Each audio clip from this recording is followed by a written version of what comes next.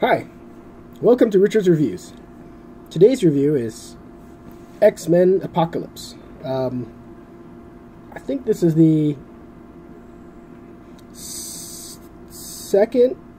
third one to the prequels, you can call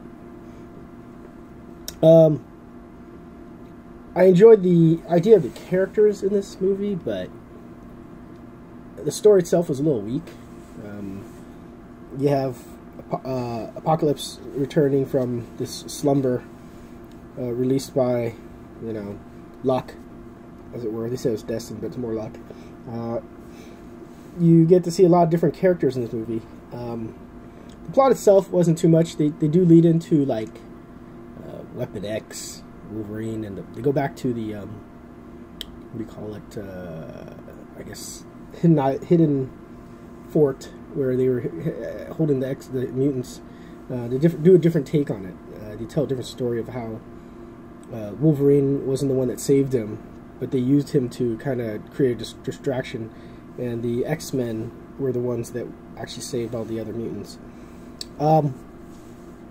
Let's see. You got a lot of characters that are listed here. You can see in the picture itself, Quicksilver being one of the better ones. They try to depict, was it Cyclops? Not even in this picture, and he was like one of the. Oh no, he is. I'm sorry, he's on the right. I can't see on the video. My camera's not picking it up. Can't see it all. But his character is pretty weak. They do bring back Magneto and Professor X. I guess it would be better if they kind of centered more around them a little bit in this kind of story, because they're still really powerful. They introduce a lot of quick characters like what's his name? The Archangel and Psylocke, and then you have also Storm. But I mean, you don't really get too much of a feel for them. They do kind of follow a bit of the story for the Horsemen for Apocalypse, which is kind of cool, I guess, but they don't do enough in the movie. They don't, they do a fight scene at the end. That's it, I guess you could say.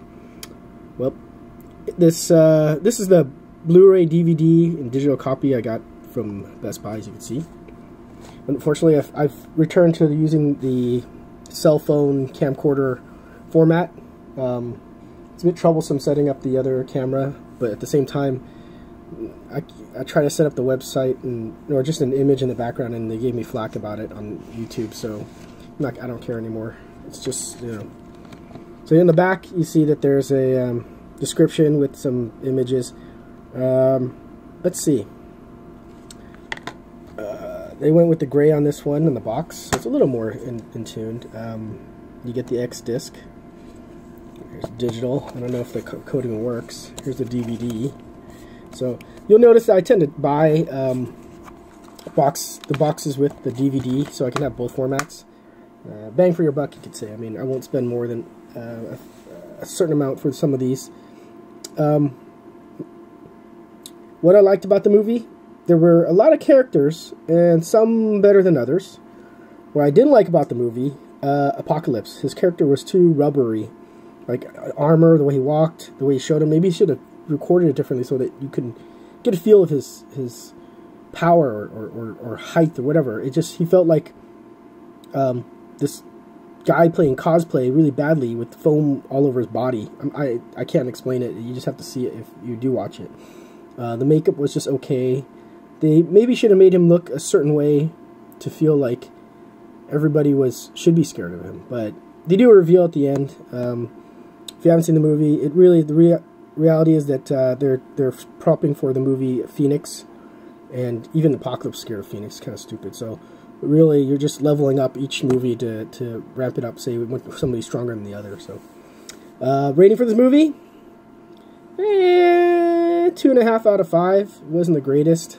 It had some interesting moments, but maybe they didn't play too well on it. Thanks for watching. Check out the other reviews. Drop a like, or put in a quick word.